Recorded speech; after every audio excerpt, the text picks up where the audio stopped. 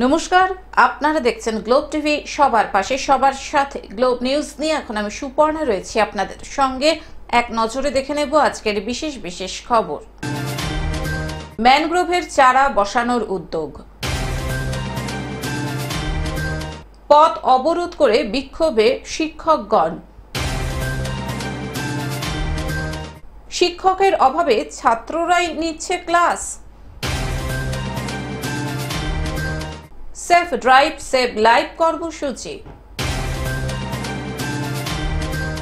তিস্তা নদীর বাঁধ ভাঙার আশঙ্কা।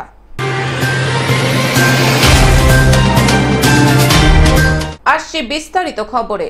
ম্যানগ্রোভের চারা বসানোর উদ্যোগ। পরিবেশবিদদের মতে আগামী কয়েক বছরে সুন্দরবন সহ রাজ্যের বিভিন্ন জায়গা জলের তলায় চলে যেতে পারে। সুন্দরবন বাঁচলে গ্রাম বাঁচবে, শহর বাঁচবে, তাই বিভিন্ন ম্যানগ্রোভ লাগিয়ে যাতে প্রকৃতিকে ফিরে পাওয়া যায় তার উদ্যোগ নিল এবার পশ্চিমবঙ্গ নাগরিক সমাজের সদস্যরা। ম্যানগ্রোভের চারা বসানোর কাজ শুরু করলেন। সুন্দরী গড়ান, গেওয়া, কাঁকড়া, হেতাল, বাইন সহ বিভিন্ন প্রজাতির গাছের চারা বসিয়ে সুন্দরবনের প্রকৃতির ভারসাম্য বজায় রাখতে উদ্যোগী হলেন। একদিকে নদী ভাঙন, অন্যদিকে প্রকৃতির ভারসাম্য বজায় রাখতে লাগাতার এই সংস্থা কাজ করে যাচ্ছে। এবার নদীর খাড়ির ধারেই গাছ লাগাতে দেখা গেল। এই উদ্যোগে সাধুবাদ জানিয়েছেন সমাজের বিশিষ্ট মানুষজন। সংগঠনের সভাপতি আসাদ আলী মোল্লা বলেন, আমাদের এই সংগঠন 2019 সাল থেকে বিভিন্ন সামাজিক কাজে এগিয়ে যাচ্ছে। সমাজকে সচেতন করতে এবং বিশ্ব উষ্ণায়নকে সামনে রেখে লাগাতার আমরা সীমান্ত থেকে সুন্দরবনের একাধিক এলাকায় ম্যানগ্রোভ বসানোর কাজ শুরু করেছি। ফাইন্ডিংটা আমাদের একদম কিছুই নেই, ফাইন্ডিং নেই বললেই চলে। আমরা যেগুলোই কাজ করেছি এই সমাজসেবামূলক কাজ সবই বিভিন্ন মানুষের কাছ থেকে চাঁদাপত্র নিয়ে, মানুষের সাহায্য নিয়ে, এবং আমাদের সঙ্গেও কিছু যারা সদস্য আমরা আছি তারা আমরাও পকেট থেকে কিছু কিছু পয়সা দিয়ে। আর সমাজে বহু মানুষ আছে যারা সমাজসেবা করতে চায় কিন্তু তাদের হয়তো সময় নেই, কিন্তু তাদের কাছে হাত পাতলে তারা কিছু পয়সা সাহায্য করে। এই সাহায্য নিয়েই আমরা আমাদের কাজটা চালিয়ে যাচ্ছি। বসিরহাট থেকে শ্যাম বিশ্বাসের রিপোর্ট, গ্লোব নিউজ। পথ অবরোধ করে বিক্ষোভে শিক্ষকগণ।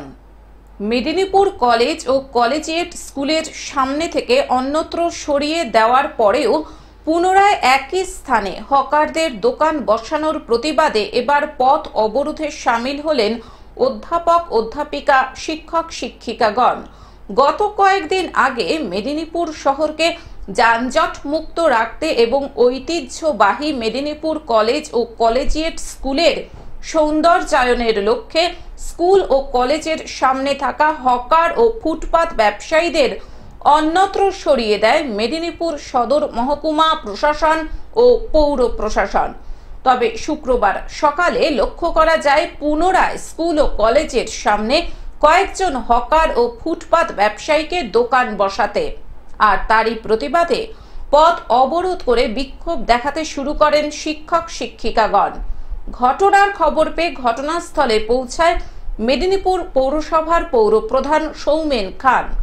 কলেজ ও স্কুলের সামনে নতুন করে বসা হকার ও ফুটপাত ব্যবসায়ীদের সঙ্গে আলোচনায় ব্যবসায়ীরা তাদের দোকান সরিয়ে নেয়। দুজনে মিলে ওদেরকে তুলে আমাদের এখানে ডিআই অফিসের সামনে ওনাদেরকে পুনর্বাসন দিয়েছেন, কিন্তু হয়তো ওনাদের কিছু স্বার্থ বিঘ্নিত হচ্ছে, যার জন্য ওনারা আবার এখানে আসছেন আমাদের স্কুলের সামনে। তো সেইটা কেন হচ্ছে, আবার কেন ওনারা আসছেন সেটা আমাদেরকে আবার দেখতে হবে। যার জন্য আমরা চাইছি এইভাবে দাঁড়ালে কি হবে না, প্রশাসন এবং মিউনিসিপ্যালিটি উভয়ে আমাদের কথা শুনবেন, ওনারা শুনছেনও। তবু আমরা চাইছি মানে একটা সারা জায়গাতে যাতে সবারই এটা একটা বিধান হয়, প্রতিবিধান হয় শান্তিপূর্ণভাবে, সেটাই আমরা চাইছি। মেদিনীপুর শহরের সাধারণ মানুষের বক্তব্য, পৌরসভার অলিখিত চুক্তি না থাকলে বিভিন্ন স্তরের দোকানদার কোন সাহসে বেআইনিভাবে দখল করে। আলোচনা করে সিদ্ধান্ত হবে। এখন যেখানে যে অবস্থায় ছিল তাদেরকে সেই জায়গায় ফিরিয়ে দিতে বললেন। মানে যে কোনো দোকান কলেজের সামনে বসেছিল সেগুলো তাদেরকে আবার সেই জায়গায় নিয়ে যেতে আমাদেরকে নির্দেশ দিয়েছেন। আমরা সেই কাজটাই করছি। তারপরে এসডিও ম্যাডাম আলোচনা করে সবাইকে সিদ্ধান্ত জানাবেন। পাশাপাশি মেদিনীপুর পৌরসভার নিকাশি নালাও অবৈধ দখলে। আর পৌর প্রশাসন থেকে জেলা প্রশাসন অন্ধ ধৃতরাষ্ট্রের ভূমিকা পালন করছে।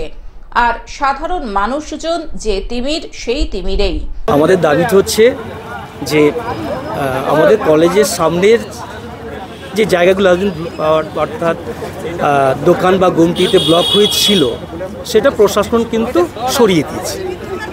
এবার প্রশাসনকে আমি জানিয়েছি, আমি মাননীয় চেয়ারম্যান স্যারকে জানিয়েছি, মাননীয় এসডিও ম্যাডামকে জানিয়েছি। ওনারা বললেন আপনাদের যেহেতু প্রয়োজন আপনারা সামনের থেকে আসুন, বলুন ওদেরকে। তাই বললাম যে এগুলো তো সব লক করা আছে, কাকে বলে আপনারা এগিয়ে আসুন। তা দেখি আবার কয়েকটা দোকানে এসে সরাচ্ছে, অনেকে এসে।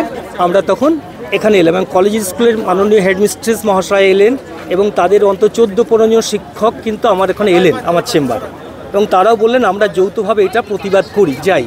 প্রশাসন তো বলেছে, ওনাদেরকেও ফোন করেছে, তাহলে আমরা একসঙ্গে বলি আমাদের প্রয়োজনটা, তাদের গুছিয়ে বলি, এবং সেই মতোই আমরা কিন্তু বলেছি। পশ্চিম মেদিনীপুর থেকে কল্যাণ মণ্ডলের রিপোর্ট, গ্লোব নিউজ। শিক্ষকের অভাবে ছাত্ররাই নিচ্ছে ক্লাস। একজন মাত্র শিক্ষক দিয়ে চলছে শিক্ষা প্রতিষ্ঠান।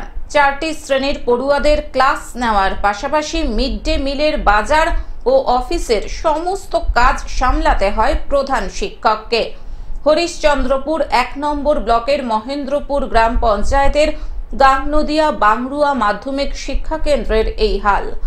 5ম শ্রেণী থেকে 8ম শ্রেণী পর্যন্ত ওই কেন্দ্রটিতে মোট 81 জন পড়ুয়া রয়েছে। শিক্ষককে একটি ক্লাস নিতে গেলে অন্য ক্লাস ফাঁকা থাকছে। একজন শিক্ষক এই 4টি শ্রেণীর ক্লাস কি করে নিচ্ছেন? কেন শিক্ষক নিয়োগ করা হচ্ছে না তা নিয়ে উঠেছে প্রশ্ন। আর এই প্রশ্ন তুলেছেন অভিভাবকেরা। পানীয় জল, ক্লাসরুম বা খাওয়া দাওয়ার কি অভাব রয়েছে? কিছু রয়েছে কি? না না না, ওগুলা কিছু নাই। তাহলে এখন অভাবটা কিসের রয়েছে? এখন অভাবটা আছে মাস্টারের। শিক্ষক না থাকায় একদিকে যেমন ছাত্ররা ঠিকমতো শিক্ষা পাচ্ছে না, তেমনি প্রতিষ্ঠানটির ভবিষ্যৎ নিয়েও দুশ্চিন্তায় রয়েছেন অভিভাবকেরা। আমিও যে আছি, আমিও গরিব, দরকার হলে আমি ছেলে পেলেকে নিয়ে ফের বাইরে চলে যাচ্ছি খাটার জন্য। হ্যাঁ, এখানে যদি মাস্টার থাকতো কারো দুটা, তো ছেলে মেলে শিক্ষিত হতো। গরিবের ছেলেরা তো আর বাইরে পড়াতে পারবে না। মাঝে মধ্যে বড়রা ছোটদের ক্লাস নেয়। জানা গিয়েছে 2001 সাল থেকে 6 জন শিক্ষক নিয়ে মাধ্যমিক শিক্ষা কেন্দ্রটির পথ চলা শুরু হয়। 2003 সালে অনুমোদন পায়। সেই সময় 2 জন শিক্ষকের বেতন চালু হয়। এরপর ধাপে ধাপে 6 জন শিক্ষকের বেতন চালু হয়। পরে একজন শিক্ষক মারা যান ও বাকি 4 জন শিক্ষক ধীরে ধীরে অবসর নেন। তারপর থেকে আর কোনো শিক্ষক নিয়োগ করা হয়নি এই প্রতিষ্ঠানে। একটাই মাস্টার, তো এই সব ক্লাস সামলাতে পারছে না, তো মাঝে মধ্যে আমরা এই ক্লাস নিয়ে নিই। কি ক্লাস নিচ্ছ তুমি? বাংলা ক্লাস। কোন ক্লাস এগুলো? এগুলা 5 ক্লাস 6 ক্লাস। তুমি কি রেগুলার ক্লাস নাও? হ্যাঁ। বলছি এখানে কতজন শিক্ষক আছে? একজন। তোমরা কতজন আসো যে ক্লাস নিচ্ছ এখানে স্কুলে? 12-13 জন আছে। 2022 সাল থেকে সেখানে মাত্র একজন শিক্ষক রয়েছেন। কোনো গ্রুপ ডি কর্মীও নেই। প্রধান শিক্ষক রাহানুল হক বলেন, আমাকে পড়ানোর পাশাপাশি সমস্ত কাজ করতে হয়। কেন্দ্রটিতে খাতায় কলমে 81 জন পড়ুয়া থাকলেও নিয়মিত আসে 30 থেকে 35 জন। শিক্ষকের অভাবেই ছাত্ররা আসে না বলে স্থানীয়দের বক্তব্য। কেন্দ্রের প্রধান শিক্ষক বলেন, শিক্ষক চেয়ে ব্লক, জেলা ও রাজ্যে আবেদন করেছি, কিন্তু কোনো সাড়া পায়নি। স্থানীয় বাসিন্দারা বলেন, গ্রামে স্কুল হওয়ায় খুব আনন্দ হয়েছিল, কিন্তু এখন ছাত্র থাকলেও শিক্ষক নেই। একজন শিক্ষক দিয়ে কোনো রকমে টিম করে চলছে। এলাকাবাসীর আশঙ্কা, এভাবে চলতে থাকলে হয়তো শিক্ষক শূন্য হয়ে পড়বে স্কুলটি। 2003 সাল থেকে কি ক্লাস রয়েছে এখানে? 5, 6, 7, 8। তবে স্কুলটা কি চলছে ঠিকঠাকভাবে? হ্যাঁ চলছে, কিন্তু আগে টিচার ছিল। এই 2022 সাল থেকে টিচারের অভাবে ছাত্ররাও একটু কম আসছে। আর আমি তো মিড ডে মিল, তারপরে অফিস, ব্লক, এসআই অফিস ঘোরাঘুরি করতেই সময় নষ্ট। তাড়াতাড়ি স্কুল ছুটি দিতে হচ্ছে, নাহলে ব্লকে যাওয়া যাচ্ছে না। কটা ক্লাস রয়েছে? 4টা ক্লাস। তো 4টা ক্লাস মিলিয়ে বর্তমানে কত ছাত্র সংখ্যা? 4টা ক্লাস মিলে বর্তমানে 81 জন ছাত্রছাত্রী। নিয়মিত কতজন আসছে? নিয়মিত আসছে 35-40 জন। বলছি এই যে রেগুলার যে 35 থেকে 40 জন ছাত্র আসছে, তাদের পড়াশোনা হচ্ছে কীভাবে এখানে? পড়াশোনা হয় না, আমরা পড়াশোনা সেরকম হয় না। আমাদের মধ্যে যে সিনিয়র ছাত্র, যেগুলো সিনিয়র ছাত্র, ওদেরকে একটু দায়িত্ব দিয়ে দিই, কিন্তু ছাত্র তো ছাত্রই, খেলাধুলার ঝোঁক বেশি, তো পড়াশোনা আর কি হবে। মালদা থেকে অভিষেক দাসের report, globe news. Safe drive save live কর্মসূচি। আসানসোলের কুলটি ট্রাফিক গার্ড পুলিশের পক্ষ থেকে শুক্রবার সেফ ড্রাইভ সেভ লাইভ অর্থাৎ পথ নিরাপত্তা বিষয় নিয়ে গাড়ির চালকদের সচেতন করা হয়। যেমন গাড়ি চালানোর সময় সিট বেল্টের ব্যবহার করা, ট্রাফিক সিগন্যাল মেনে চলা, নেশাগ্রস্ত অবস্থায় গাড়ি না চালানো, পাশাপাশি মোটর বাইক চালকদের হেলমেট পরে গাড়ি চালানোর বার্তা দেওয়া হয়। একই সাথে এদিন গাড়ি চালকদের মধ্যে সচেতনতামূলক প্রচারের উদ্দেশ্যে প্রচারপত্র তুলে দেওয়া হয়। इसका तरफ से ये बहुत अच्छा लगा हमें जागरूक करने के लिए। सीट बेल्ट वगैरह अनिवार्य होना चाहिए इंसान के लिए, और जो ये अभियान चला रहे हैं बहुत अच्छा है सर के लिए। और जो गाड़ी के कागज बताए हैं, गाड़ी के कागज घर से ही चेक करना चाहिए ड्राइवर को। और छोटी गाड़ी वाले जितने भी हैं सब सही हैं, हम यही कहना चाहेंगे एक साइड में चलें। बड़ी वाहन वाले की गलती हो या नहीं हो, उनकी रख दी जाती है। पर ये जो प्रेशर हॉर्न बताया सर ने, ये काफ़ी अच्छा बताया है। ये प्रेशर हॉर्न जितना भी है नहीं होना चाहिए गाड़ी में। इसके लिए इतना ही कहना चाहूँगा, सर को धन्यवाद देना चाहूँगा। आपका नाम? গাড়ির চালকদের স্বার্থে এই কর্মসূচি নেওয়া হয় পশ্চিম বাংলা ও ঝাড়খণ্ড সীমানার ডুবুরডিহি চেকপোস্টে, যেখানে উপস্থিত ছিলেন কুলটি ট্রাফিক গার্ডের পুলিশ ও চৌরঙ্গি ফাঁড়ির পুলিশ। পুলিশ প্রশাসনের এই উদ্যোগকে সাধুবাদ জানিয়েছেন পথচারী থেকে গাড়ির চালকেরা। हाँ, ये बहुत ही सराहनीय है और इससे लोगों को काफ़ी मदद मिल रही है। और रोड सेफ्टी के लिए ये बहुत ही आवश्यक है। बहुत से लोग हैं जो कम जानकार हैं, नहीं जानते हैं, तो इस तरह का प्रोग्राम चलते रहेगा तो लोगों को चलते चलेगा। ये स्ट्रीट कॉर्नर की तरह हो रहा है काम। इससे क्या होगा, आने जाने वाले को सीखने का मौका मिल रहा है और वो सतर्क भी हो रहे हैं, अलर्ट भी हो रहे हैं, और इससे क्या होगा कि दुर्घटनाएं भी कम होगी। আসানসোল থেকে সৌমিত্র গাঙ্গুলির রিপোর্ট, গ্লোব নিউজ। তিস্তা নদীর বাঁধ ভাঙার আশঙ্কা।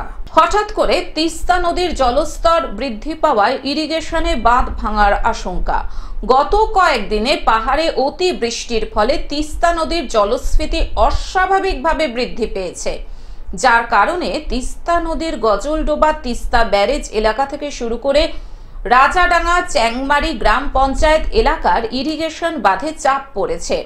ইরিগেশন বাঁধের পশ্চিম দিকের বিস্তীর্ণ চাষাবাদ বর্তমানে জলের তলায়। পাঞ্জাব বাঁধের উপর জলের প্রচণ্ড চাপ।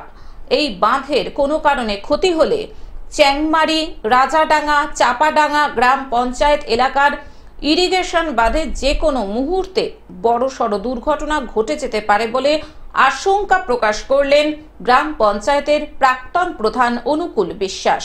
ইরিগেশন বিভাগের নজরদারি প্রয়োজন বলে তিনি জানালেন। ঘটনাস্থলে জলপাইগুড়ি সেচ বিভাগের কর্তারা উপস্থিত হয়েছেন এবং বিষয়টি নজরদারি করছেন বলে সেচ বিভাগের কর্তারা জানিয়েছেন। চ্যাংমারি, রাজাডাঙ্গা এবং চাপাডাঙ্গা ইরিগেশন বাঁধের সংলগ্ন লোকজনেরা আতঙ্কে আছেন, যদিও বেলা বাড়ার সাথে সাথে জল কমেছে বলে জানা গিয়েছে। ইমিডিয়েটলি ইরিগেশন ডিপার্টমেন্টের পক্ষ থেকে এটাকে তদন্ত করা হয়। তদন্ত করে যা ভালোভাবে যাতে এটাকে সুরক্ষার একটা ব্যবস্থা, সেই ব্যবস্থাতে দেখ, এটাই আমরা এডি অফিসের কাছে আবেদন জানাচ্ছি। জলপাইগুড়ি থেকে সায়ন সেনের রিপোর্ট, গ্লোব নিউজ। এখন থেকে গ্লোব টিভি দেখুন আপনার স্মার্টফোনেও। গুগল প্লে স্টোর অথবা অ্যাপল স্টোর থেকে ডাউনলোড করুন গ্লোব টিভি লাইভ অ্যাপ এবং জিও টিভি অ্যাপ। এছাড়াও জিও ফাইবারেও গ্লোব টিভি দেখুন। আজকের মতন গ্লোব নিউজ এখন এই পর্যন্তই। দেখতে থাকুন গ্লোব টিভি, সবার পাশে সবার সাথে। নমস্কার।